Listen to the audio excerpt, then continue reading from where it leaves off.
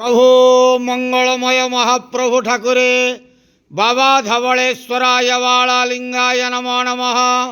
दीपं यदि परम ब्रह्म दीपं यदि जनार्दन दीपहरतु मे पाप पूजा दीप नमस्तुते। बाबा धवलेश्वराय वालालिंगाय नमो नमः। संसार सुखी रखंतु।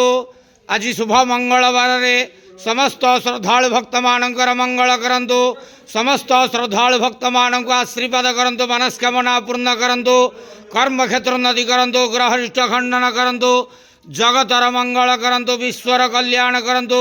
आपणकर नाम प्रकाश करंतु। सेवकर डाक श्रवण करंतु।